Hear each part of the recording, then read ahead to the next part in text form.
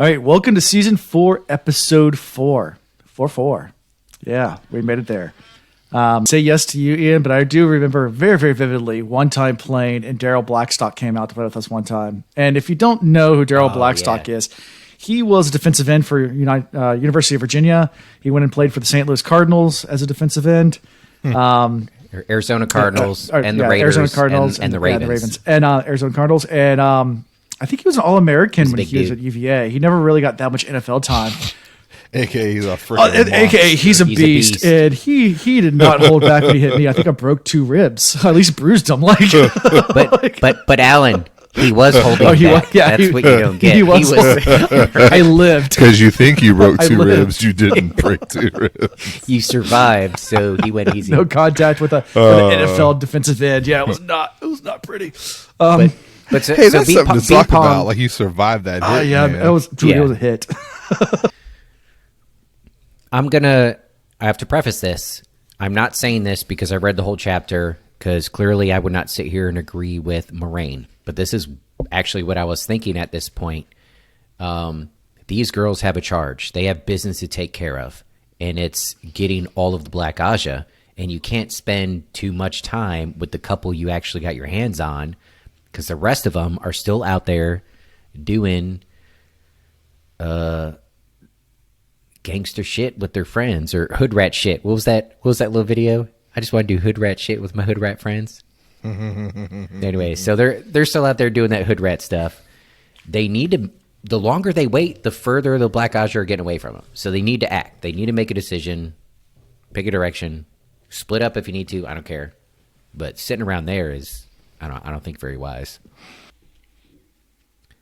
Yeah, but what little tiny bit I know at this point about channeling, like, I don't know. I'm saving myself for the possibility that somehow in like book 10, one of these girls or something discovers a way to reverse it or something like that.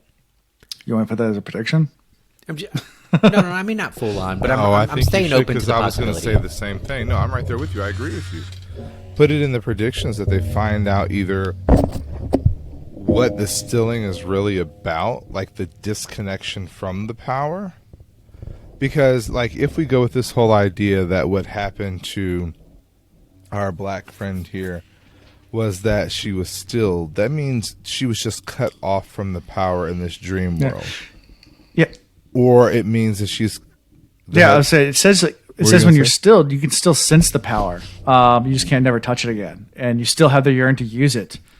But no touchy. But, yeah, you can never use it. So, like, does that mean... I mean, maybe they draw more of their power not only from the source, but from a connection to all of their selves. And maybe they were cut off from one of their self in this dream world, maybe a part of themselves, and that tether can be reconnected somehow. Yeah, look, I work in construction.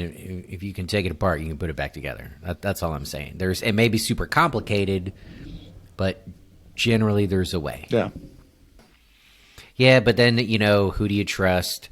The Amyrlin, I mean, she's even said repeatedly, even when talking to men, like, I don't know who to trust. We know there's still Black Aja around. We're pretty confident. Like, okay, if she picks 2 and sends them to go help, she might be reinforcing the bad guys. Yeah.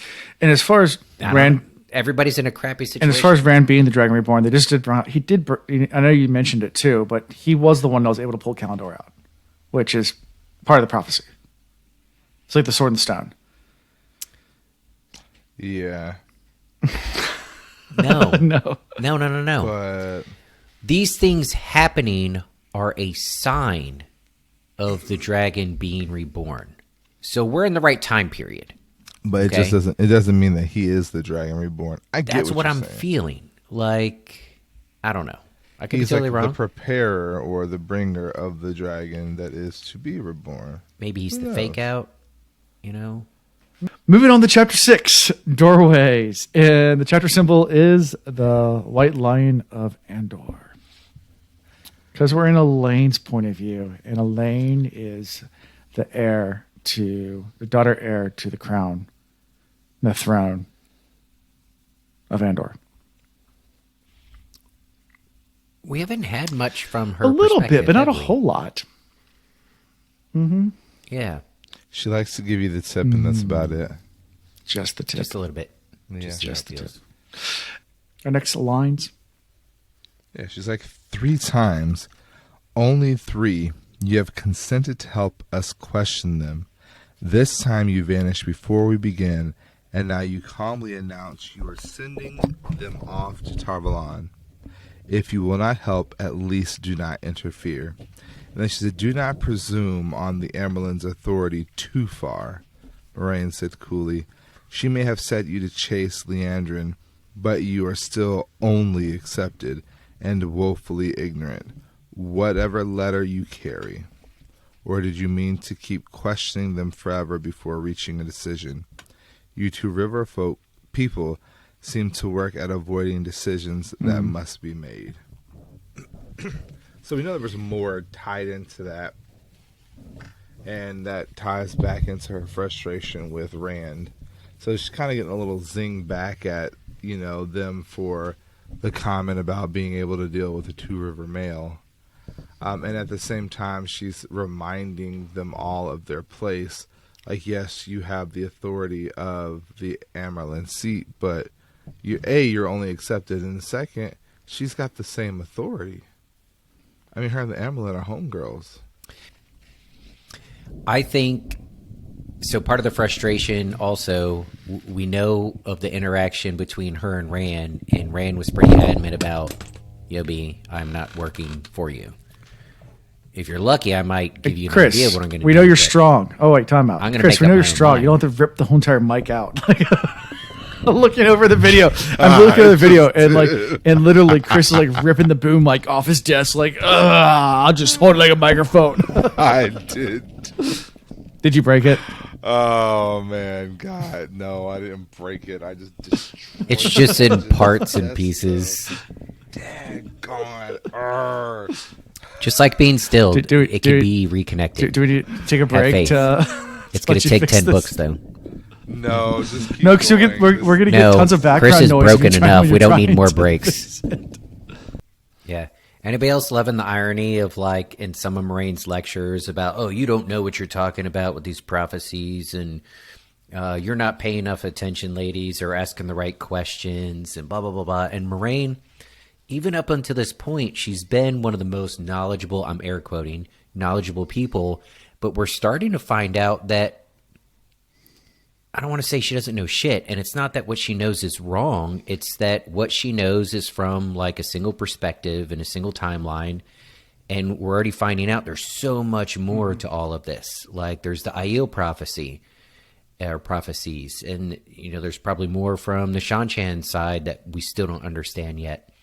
But she's so confident that, or she acts like she knows everything. But I think she's also about to get blindsided about how all of this Rand stuff unfolds. Especially if Rand ends up not being the dragon, or there's more to it than that. I'd love if we go, I'm rambling now, I'd love if we go like spend some time with the Aiel and they're like, oh, actually, like in our prophecies, it's not just one dude, it's 3 dudes and a couple of girls or something. And ta-da, like it's a whole team of them that have to do it, and it's not just one, right? But anyways, I mean, there's all sorts of craziness going to happen. She said there is one particular ter'angreal in the holding, a thing like a red stone door frame suddenly twisted to the eye.